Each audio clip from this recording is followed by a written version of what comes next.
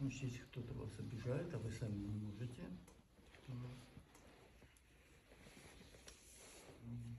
вот ваша свобода гарантируется тем, что можно получить помощь сразу, быстро. Правда, эта помощь вам может стоить ответственности, так, может стоить. Ну, а может быть, мы собрались, чтобы помогать, это быть. Вот слушаемся опять в какой хороший. Короткие слова, они особенно важные. Самые важные слова в жизни у нас да и нет. Да и нет. А тут дар. Можно получить в дар. Можно получить даром. И притом даром это не так вот попусту напрасно. А вот действительно кто-то хочет вам помочь. Кто-то, значит, ну, чтобы показать, что я не шучу, значит, вы тут рядом сели со мной. Это все-таки опасно. Рядом с начальством сидеть. Есть великий принцип, да, народ мудрый. Вот. Поближе на кухне, подальше от начальства. Сейчас я вам покажу и вашу опасность и безопасность. А ну, марш в центр. Да. Вот. И будете там стоять, вот. Сколько начальник не скажет.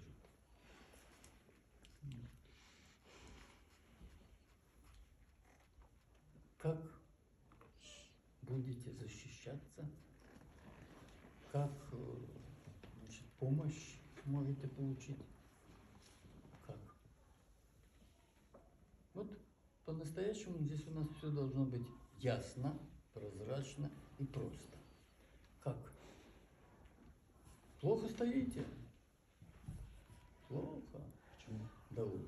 Ну как же, вон, половину людей здесь задницу свою показываете. Ты половину передницу. Да, кому-то передницу, а остальным задницу показываете. Я думаю, что вам неудобно, и им неудобно. Вот. И даже мне неудобно, хотя вот воля у меня, своеволие, произвол. Что делать? Вот когда вы один, вот, против начальства особенно, или против сильного или богатого. Помните, народ мудрый говорит, что с сильным не борись, с богатым не судись. Вот.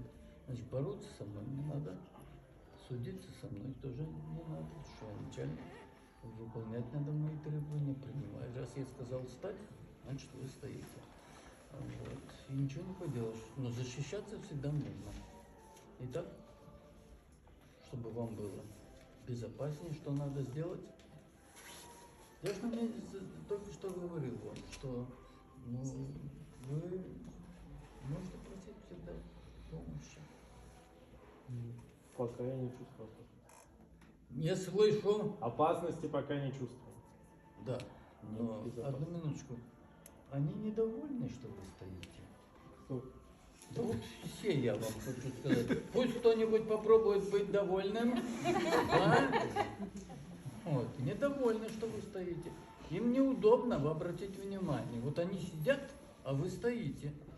Ну, даже я себя неуютно чувствую. Особенно, к кому вы стоите задом. Приятно. Закрываешь Оксану. Да. И мешаете нам, и неприятно нам, что вот вы тут мальчик для битья. Что делать? Ну ладно, это для иллюстрации. Поможешь? Значит, Как мне тебе помочь? Громче говорите. Станешь яйцом туда. ну вот. Вот правильно. Круто. Да. Теперь приятно. Значит, спина защищена. Вот. Одни любуются одним лицом, другие любуются другим лицом. Вот. Замечательно. Спасибо за службу. Садитесь, пожалуйста. Ну вот вы видите, тут я вам показал чисто физически, но это душевно тоже. Да. Кто-то должен может и даже хочет вот, вам помочь. Вот. Мудрость такая есть, хочешь вот, подбодрить себя, подбодри другого. Хочешь помочь себе, начинай с помощи другим. Вот. И тут мы переходим, значит, к следующему, что вот тут у нас, как вы понимаете, уже, если реальная жизнь, все может быть в жизни, вот, нужно гарантировать определенную безопасность. Для многих это очень важно. И вот с самого начала там у нас уже звучит, что никаких съемок, никаких записей, ни звуковых, ни этих. Ну и так, значит, исповедь это лицом к лицу один на один, и, значит, в психотерапии, значит, один больной, один врач или один психолог, или один психотерапевт. Но имейте в виду, в жизни так не бывает, и в групповой терапии так быть не может. Там вот не один, там всегда должны быть свидетели. По великому принципу. Вот. Один свидетель хороший лучше 10 хороших адвокатов. Хороший свидетель и адвокаты не нужны. Вот. Значит, нам гарантируется безопасность. Значит, это даже традиционные способы безопасности есть в групповой терапии. Если что вам трудно, вы имеете право сказать «стоп». Вот начинают вас допрашивать. И сегодня, кстати, я видел, что там допрашивали почти как в гестапо. Вот. Если вам не нравится, вы имеете право вот, сказать, ну, допустим, вот я об этом не умею рассказывать. Вот кто может на подобные вопросы отвечать? И вот по вашему тогда примеру, великое слово пример,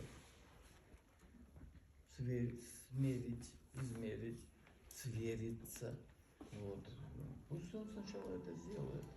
Вот. Или как вы, значит, терапевт, психолог, психиатр, как бы вы ответили на такой вопрос? Вот, просите, а помощь это гарантируется. Но если вам не отвечают, вы говорите «стоп». Да. Вы таким образом демонстрируете, что вы тут в растерянности, вот, не соображаете, образ не появляется и так далее. Вот. И учитывая, что вы пациент, поэтому вы самый главный вот, в этих отношениях, вот, все это должны признать. И, конечно, значит, ежели что, вот, вы имеете право сказать, ну, я вижу, что мне трудно. Вот. И я хочу отсюда уйти. Конечно, вы знаете, что если у человека там бывают очень большие нарушения, его могут и не выпускать из психиатрической больницы. Но это процедура специальная. Это сначала должны 3 врача, значит, собраться и, значит, написать в суд. Суд должен разобраться. Можно ли человека держать в больнице принудительно, можно ли его лечить принудительно и так далее. А тут у нас ясно, что вот если что, человек может взять и уйти. Мне трудно уйти в наблюдатель или вообще уйти. Вот. Ну вот такие, можно детали всякие, можно еще несколько таких гарантированных условий напомнить. Но я думаю, что для начала этого достаточно, и вы можете их принять и почувствовать себя. Вот. Достаточно, ну, до 100, точно до 100. Вот. В нормальной безопасности. Ну, я напоминаю, что, конечно, 100% это норма. А в норме, напоминаю, на всякий случай, вот, все может быть в норме. Вот в норме Значит, учитывая, что у нас все-таки семинар такой специфический, вот, в норме всегда нужно помнить, что Господь с нами, но Он не на наших услугах. Вот, Господь, мы знаем, что гарантирует нам при некоторых условиях жизнь вечную, но не гарантирует, что мы доживем до завтрашнего утра. Вы мне осторожно переходите улицу там, где светофора нет. Наедут на нас и все. Вот. Вечная жизнь нам гарантирована, а вот это временное сегодня не очень гарантировано. Так что имейте в виду, не может быть тут у нас о стопроцентных удобствах, вот, о стопроцентной доброжелательности нашей. 100% это значит, норма, которая тут есть доброжелательность, а тут через несколько минут она переменилась и так далее. Вот. Так что 100% это наша повседневность. Повседневность. Значит, вот такие условия. Если что-нибудь из вас не ясно, ну еще может надо напомнить вот очень важное условие одно. Вот. Очень важное условие. Мне бы, правда, для того, чтобы вы почувствовали, что мы работаем, хотелось бы, чтобы вы сами об этом условии вспомнили. Поэтому оно бывает из первых условий, но я почему-то оставил напоследок, учитывая, в какое время мы живем. Вот. И учитывая, что я вам намекал, показывая даже книгу, что врут все. Значит, какое еще условие важно? Честность. Ну, можно и так сказать. Но обычно у нас оно называется еще. Значит, правдивость. Значит, нельзя лгать. Надо говорить правду. Ну, а если вы не можете сказать правду, ну, вот тогда хотя бы неправды тут не должно быть.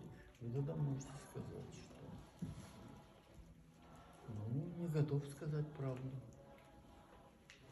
Не могу сказать правду. Это правда может быть болезненная, сейчас слишком болезненная для меня, вот, или для моих родителей. Вот. Пациентка у меня сейчас лечится, говорит, значит, когда я вижу свою маму, в течение дня, каждый раз, когда я вижу свою маму, я прихожу в бешенство. Девочке 21 год, маме 40.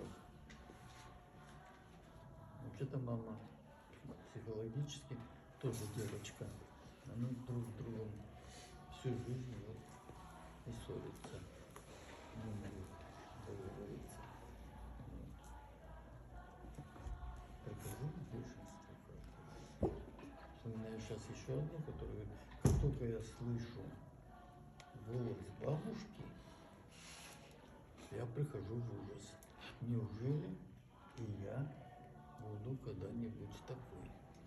И приходит на плохой ужас. Потому что вот как у нее отношения с мамой, то у нее, это другая пациентка, ее мама такие же отношения с бабушкой. И действительно это вот, болезненно, очень болезненно. Ну вот, значит, такие у нас условия. И вот особенно некоторые из них, особенно вот это правда, как и свобода, кстати. Помните? В раю могли делать все, что хотели, кроме одного.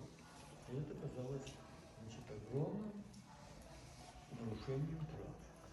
И более того, еще какой-то заговор был для того, чтобы Бог не хотел сделать, чтобы человек был равным Богу. А змей вот так говорил. Откусите кусочек и сразу Сразу так. Будете равными Богу. Да, Бог знал, что такое добро и что такое зло. И зла не знает. Вот. Добра тоже не чувствует. Очевидно, вот как откусили, были умными вроде, да, совершенно.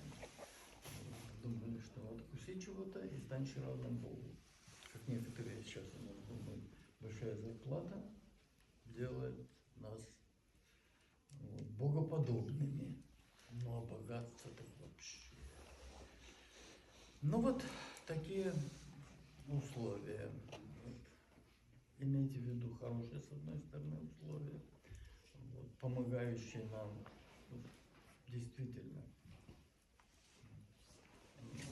многое получить, делающие нашу жизнь здоровую и болезненную, вот, интенсивной, терапевтической жизнью или, как я уже упоминал, ну, во-первых, конечно, жизнью, во-вторых, цельность нас делает здоровыми. Ну и интенсивно это вечно. Это значит, когда мы живем не только вот этим моментом, в котором находимся, но у нас за спиной наше прошлое и наше хорошее прошлое. От родителей, какие они плохие не были, все-таки было больше хорошего, мы выжили благодаря им. Вот. Чем плохого. Ну и это всего цивилизация от нас требует. Оказывается, ужасные вещи требует. Он каждые 20 лет войны вспыхивают. Цитировал вам книгу, да? Вот. Ну и дает нам очень много. В принципе, хочу напомнить вам, это возможно, но не обязательно.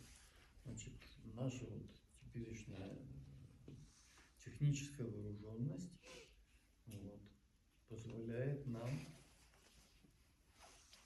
вызвать сюда кого угодно. Вот. Кто недоволен своей мамой, сразу все стали довольными, да? Не совсем. Вот смотрите, и вы тоже. Вот. Значит, доставайте телефон, звоните, и она тут будет присутствовать, если, конечно, мы все согласимся. Значит, ей высказать плохое может трудно, а вот маме можем высказать, конечно, когда мы знаем больше, да? Все то, что она, значит, не осмеливалась высказать, мы ей можем все высказать.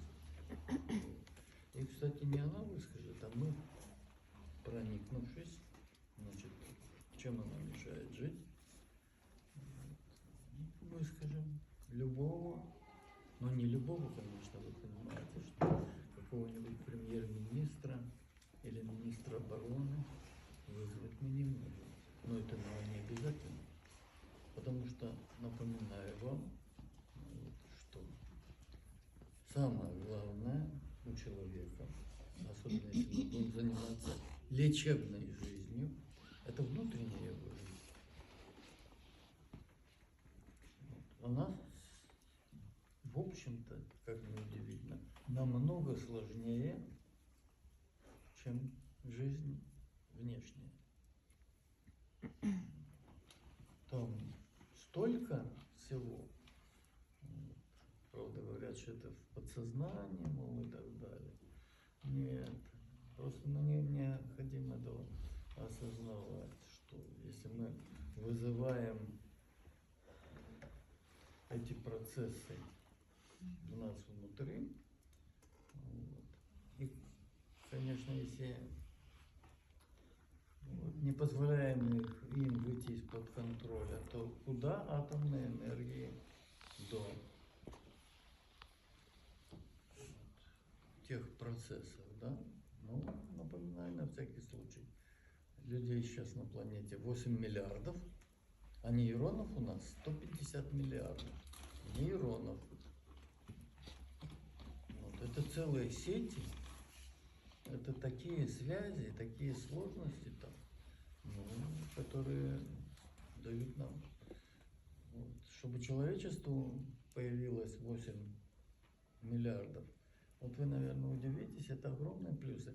Я помню времена, когда было всего 3,5 миллиарда людей на Земле.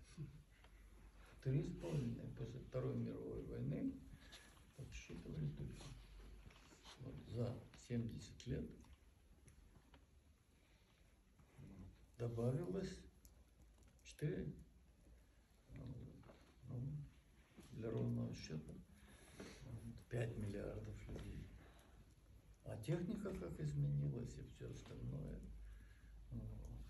Да, 20 век, начало 20 века, это был век пара, но электричество, включая телефон, телеграф,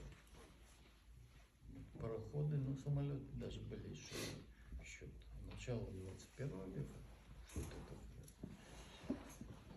Ну вот, хотелось вам напомнить, значит, внешний мир как меняется, внутренний мир должен соответствовать этому и меняется тоже таким образом. Если из 2 клеток в течение 9 месяцев появляется 500 миллиардов клеток, а если учитывать еще сколько количество эритроцитов, лейкоцитов и так далее, ну, то еще набирается, по-моему, да, вот, 1000 миллиардов. Ну, это сложно. И что-то гарантирует, что это все работает, несмотря на то, что 10 тысяч болезней есть. И эти 10 тысяч отражаются на эти 400 тысяч, на 400 психических болезней. Вот. Любая болезнь может выводить человека. А все-таки мы сравнительно благополучны, здоровы. Вот, конечно, с ума шествуем, но и к уму шествуем. С желаний шествуем, в страсти. Мы возвращаемся к желаниям, в том числе к богоугодным. Вот, конечно, с одной стороны, страсти и бесы нас могут искушать, с другой стороны, с нами Бог. Вот. Значит, хочу вам об этом напомнить. Ну, еще очень важные вещи для нашей работы, чтобы вы так немножко, значит, испугались. Хочу напомнить. Кстати, вообще, вот кто, ну, на теоретическом уровне хорошо знаком вот то, что я писал, и может тогда мне действительно меньше надо будет говорить и теоретизировать. Кто все-таки прочитал хотя бы одну из моих книг? Поднимите руки, я имею в виду все. Ну, видите, маловато. Вот. Любимый анекдот с тех времен. Кто такой коммунист? Да? Это тот, кто прочитал Карла Маркса, «Капитал» Карла Маркса. А кто такой антикоммунист? Это тот, кто понял, что там написано. Так, значит, прошу вас, мы читали, мы видели, значит, пару десятков наберется человек, который читает. А кто понял? Поднимите руки. Ну, гораздо меньше. Гораздо меньше. Вот. Но, значит, большинство все-таки не читало и не поняло. Пару вещей тогда мне придется вам рассказать перед началом даже нашей такой начальной работы, вводной работы. Значит, напоминаю. Сейчас, кстати, проверять будем немного. Значит, очень хочу, чтобы вы имели простые, но представления о базовых таких основах, о базисе нашем. Значит, интенсивная, вечная, целебная жизнь. Существительная жизнь. А все остальное все-таки очень существенное, но прилагательное, которое надо переводить в существительное. А что такое жизнь? Кто из вас скажет? Что такое жизнь? Реальное рабочее определение жизни. которая будет у нас работать. И, значит, скажете и будете потом жить по этому. Ну, таким образом. А? Вот вы читали. По Шрёдингеру единственный процесс во Вселенной, противостоящий хаосу, энтропии. Ага. Это где вы вычитали? У вас. А тут, кстати, книга есть Шрёдингера. Она у меня есть. Ну хорошо. Видите, единственный Что человек такое жизнь? сказал. Значит, напоминаю вам тогда жизнь, да? Это то, что противостоит единственный процесс. Все остальные, вот, все остальные, вот, даже такие, как оборона Отечества, как патриотизм и все остальное, не способствует жизни. Вот. И все экономические процессы и так далее скорее способствуют стрессу. Но сейчас я вот зловредно все-таки спрошу, чтобы поставить вас на свое место. А что такое энтропия? Мера хаоса. Остановка. А что такое хаос? Хаос это такая физическая величина. Ладно, Вообще всё, её- всё, замолчите. Это не только физическое. Это Это энергия, и- за счет которой молекулы газа отталкиваются друг от друга. Это вот энергия. Хаос это энергия. Во мне сейчас хаос. Много Ага. хаоса во мне. Ага. Ну-ка. И, значит, дайте представление, пожалуйста. Вот, что такое хаос? Он меня мучает. Ага. Я сейчас вам покажу, что такое мука. Идите сюда. Я готов на все, лишь бы избавиться от него или отвлечься. О. Ну, потому он и в хаосе. Вот. Что готов на все. Пошел вон назад. А что так грубо? Правильно. А потому что в хаосе. Демонстрирую все. Вот. А частично еще потому, вот,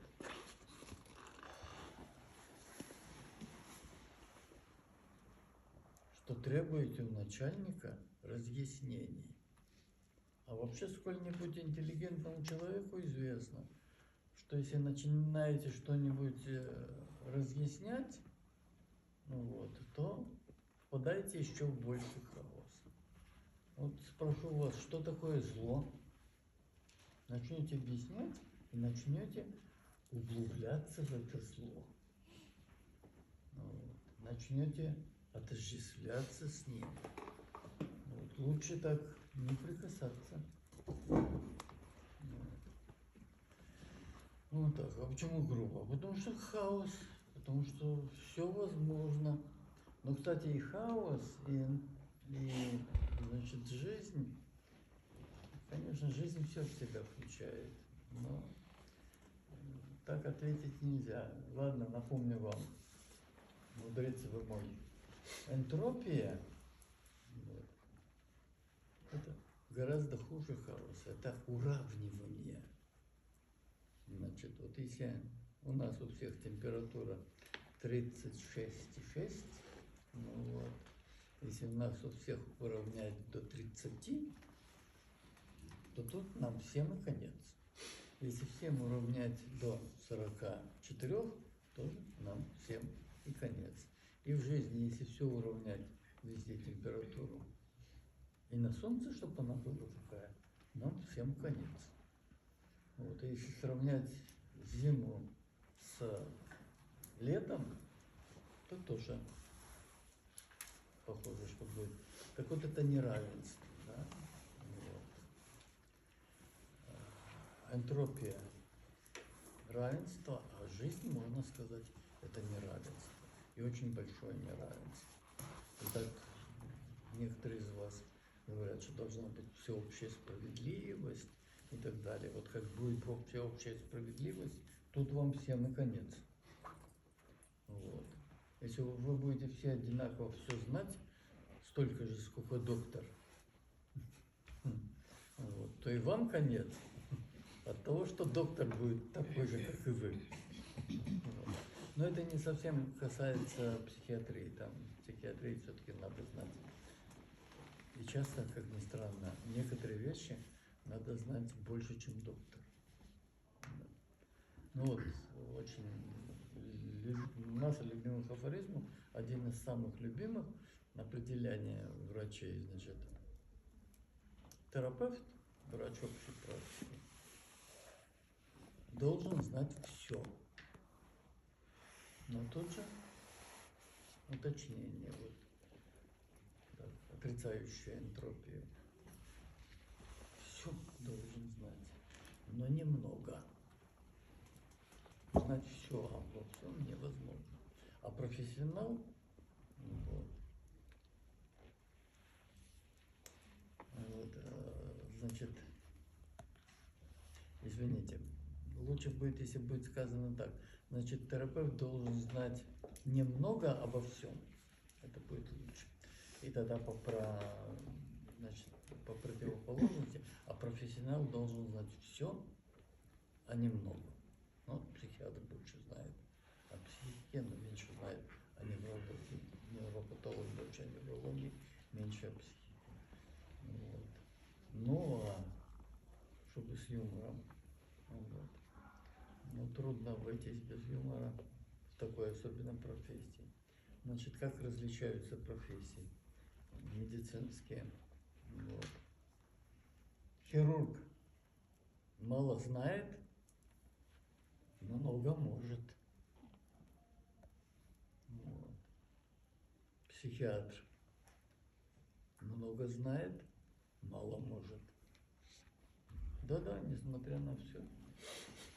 Много знает и мало может. Терапевт мало знает и мало может. Это общая практика, но зато хоть знает, куда кого послать, если что. Ну вот, и последнее для вашего утешения, чтобы не претендовали, да. Патологоанатом. И все да. Но это уже не надо. Вот. Ну нет, немножко по-другому, более веселое вот, окончание. Значит, патологоанатом все знает, все может, но пациенты почему-то к нему приходят слишком поздно. Вот такие вы все. Ну вот, так вот, значит, напоминаю о том, что такое здоровье. Это мы должны знать. Что такое жизнь, а потом второе, значит, важное, это что такое здоровье. Вот. Ну, может, кто-нибудь из вас мне поможет и скажет, что такое здоровье. Способность каждый раз по-новому воспроизводить события, воспроизводить события Громче говорите. внутреннего и внешнего мира. Как я поняла. Ну, с одной стороны, вроде все правильно, да? Но сказано таким тоном, что не поверишь. Но и с другой стороны неправильно, потому что она говорит о душевном здоровье, а не о физическом. Когда ничего не болит, нету страдания никакого. Ага, тоже правильно, тоже правильно. Но, значит, это неправда и не истина даже. Почему? Потому что, знаете, великий такой, великая актриса и, значит, юморист, ну, могу сказать, что наша современница, хотя уже, конечно, умерла, но в свое время доставляла в кино и в театре много удовольствия, Раневская, Фаина Раневская говорила, здоровье – это когда каждый день болит в другом месте. Ну-ка, если сказать, что куда, нигде, ничто не болит, но этого не бывает. Да, так вот, должны знать о том, что такое здоровье. Конечно, соответственно, болезни, да, вот, отсутствие здоровья, ну или по-другому, да, это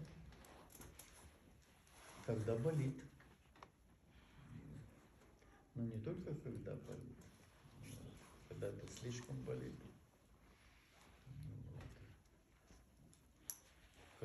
за болью очень многое прячется. Не случайно говорится не только боль, но и болезнь. Или по-другому заболевание. Это масса всяких нарушений, которые следуют за болью. Ну и трудно удержаться, конечно. Вот, любимое определение боли, в том числе и душевной боли. Вот. Боль это, слушайтесь, семантически в значении слова Божья любовь. Боль. Вот сегодня я цитировал еще один вариант. Вот. В группе «А Бог молчит».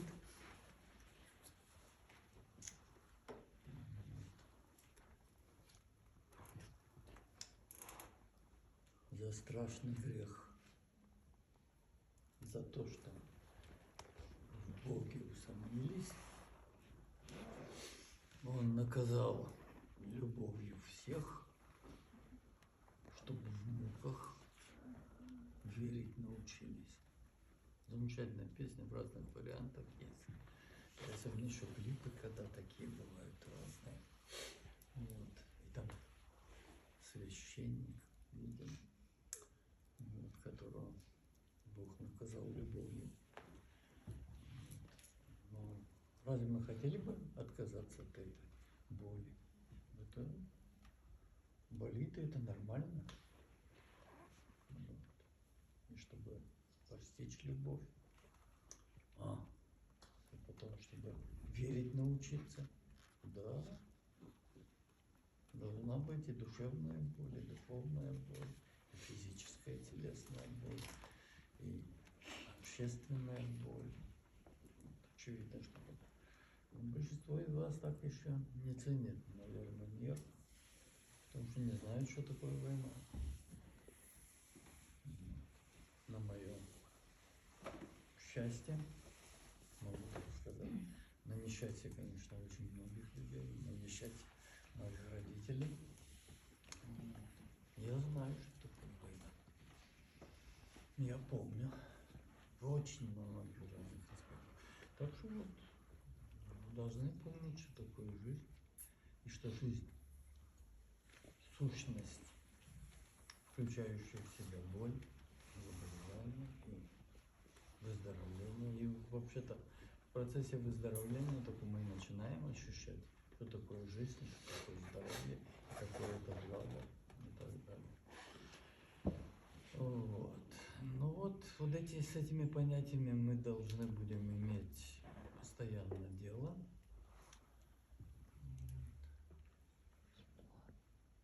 И тогда многому можем научиться. Не только любви, хотя, конечно, любовь это главное, но и вере, и надежде. Вот. Три основных добродетели. Вера, надежда, любовь. И любовь из них главная. Вот. Ну вот такое введение. Вы понимаете теперь, что вас ожидает. Вот. И некоторые из вас тут попасть. Не случайно оживился Анатолий Михайлович. Вот, под раздачу и попасть к патологоанатому. Будет у нас тут вскрытие, или, по крайней мере, вы захотите, чтобы кого-то вскрывали. В общем, тут, значит, лечение это не шутки. Вот, конечно, слава Богу, хочу напомнить, что помощь, которую мы оказываем, в разной степени. В легкой степени это осознание. Тоже сложная вещь, но долго не могу рассказывать обо всем, не будет времени, а сегодня уже мы должны немного и поработать. Вот. Но это не информация, это даже не знание, а это осознание, это знание сознание, и это знание с двойным осознание. Значит, знание с другими своими особенностями, свойствами и обязательно с другими людьми. И с очень разными людьми. Когда мы такие, для нас важны вон такие люди. Когда мы такие, для нас часто важны именно такие, важнее уже таких или важнее таких. То когда мы пожилые люди, но сколько вокруг нас становится важных людей, и только благодаря им, и не только, что мы помним о них, а то, что мы с ними живем,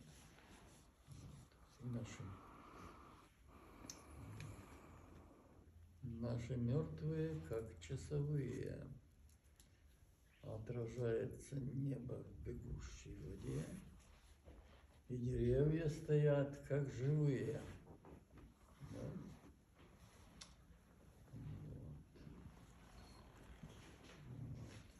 Он не то говорил и не так подпевал. Он не то говорил, он всегда говорил о другое, про другое. А вчера не вернулся. Он не из боя. спать не давал, он с Да. рассветом вставал, а вчера Не не вернулся. вернулся из боя. А оказывается, это я не вернулся из боя. Вот. Так вот, я думаю, что представление вы сейчас имеете. Вот. И знаете, что у вас и свобода, но и ответственность в связи с этим. Вот. За все надо платить и так далее. И если вы, тем не менее, в группе остаетесь, и вам надо будет платить и за себя, и за свою жизнь, и за всех остальных тоже. Они важны, они свидетели. Готовы, вот, всерьез. Если долго мучиться, что-нибудь получится. Вот вы приняли на себя обязательства. Главное, не забывайте, что да, всегда можно сказать: остановите мир, я хочу сойти. Вот. Но раз вы остаетесь, ну тогда, значит, да, тогда еще, ну, вот сейчас, сегодня, надеюсь, последний советский анекдот вот для вас. Вот. Последний шанс выйти из группы.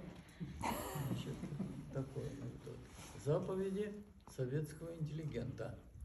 Только я хочу, чтобы вы начали воспринимать это не карикатурно, а достаточно всерьез. То, что я буду говорить, и то, что раньше там говорили, это серьезно. Значит, первая заповедь интеллигента. И это всерьез и с плохими последствиями, и с хорошими тоже. Первая заповедь советского интеллигента. Не думай. Особенно, если есть генеральная линия партии. Не усомнись. Если думаешь, то не говори. Если сказал, то не записывай. Если записал, то не подписывайся. Если подписался, то отрекись. Если не отрекся, то не удивляйся. Ну вот, вы так не веселитесь, как мы в свое время веселились. В общем, если никто из вас не выходит сейчас, то потом не удивляйтесь, не жалуйтесь. Ну, конечно, можете эмигрировать из этой группы, но хочу вам напомнить, что эмиграция — вещь очень серьезная. Вот. Я в какой-то степени очень и очень большой эмигрант. Вот.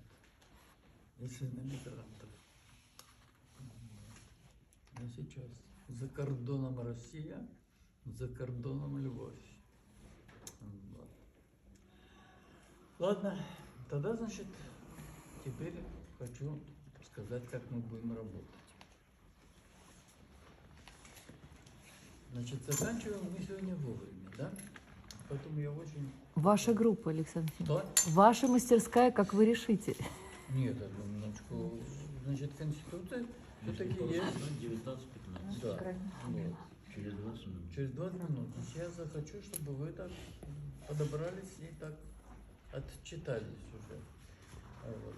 Частично разные группы вас подготавливали, а вы подготовитесь частично к работе завтра утром в своих группах, но и уже работая там будете готовиться, значит, к этой группе самой важной, на мой взгляд, большой, обобщающей, когда вы захотите с помощью всех остальных и второй группы, и третьей группы, там, или вы можете быть третьей группой, тогда первой и второй, вот, чтобы вы что-то не доработали, вам помогли это доработать.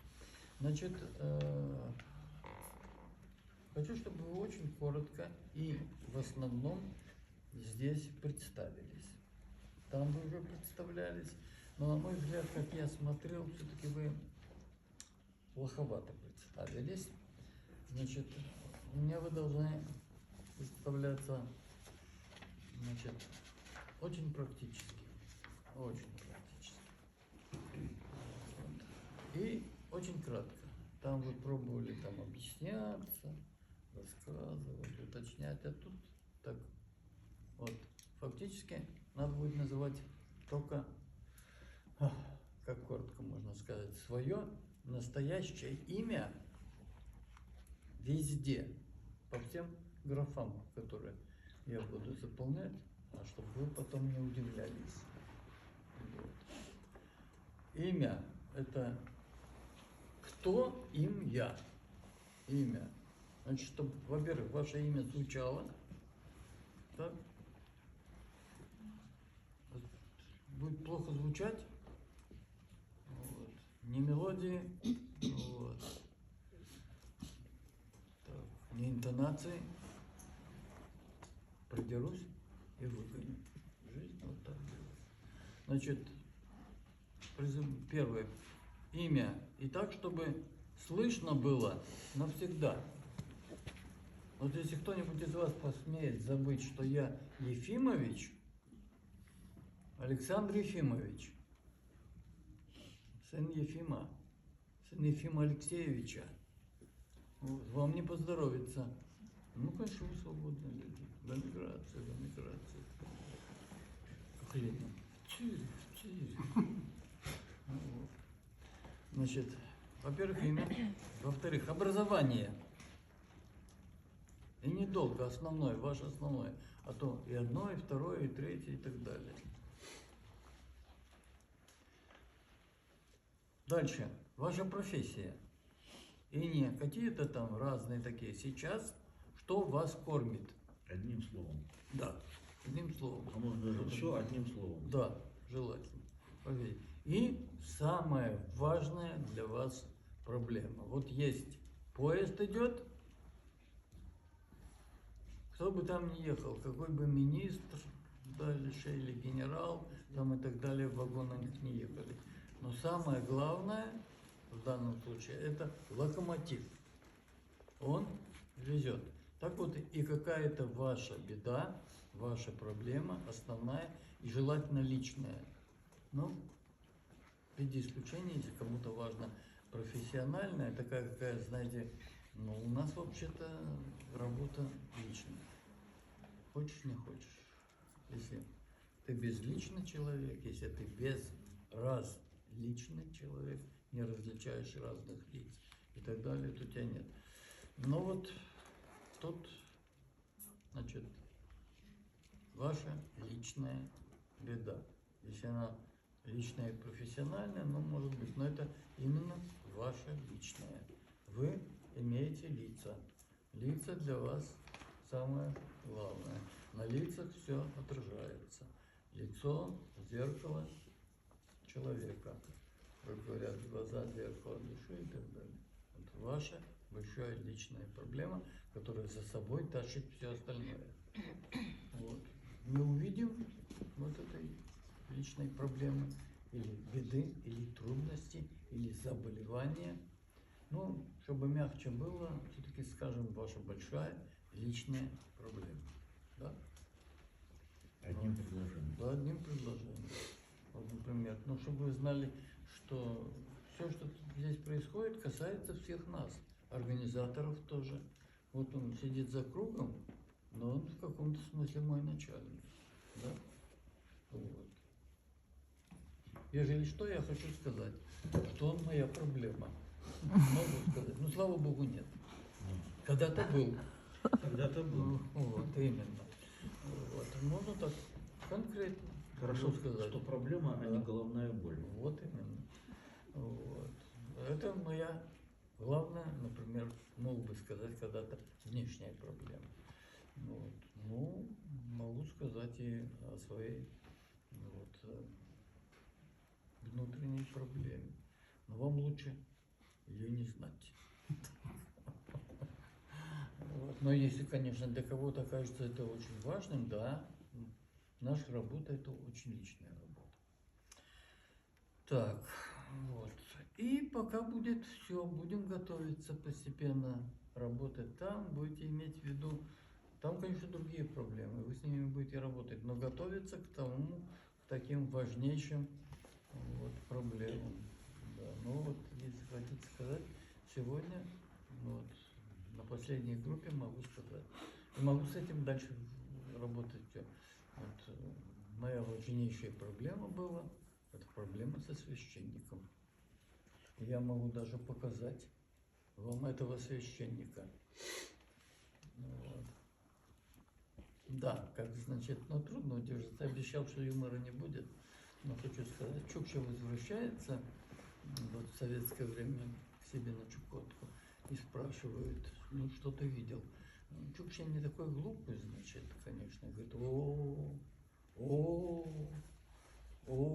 что я видел? Тут на Чукотке не увидишь. Ну, что ты видел? Ну, я видел, что такое гуманизм. Там же везде лозунги. Все для человека, все для человека, все для человека. И вы знаете, я видел этого человека.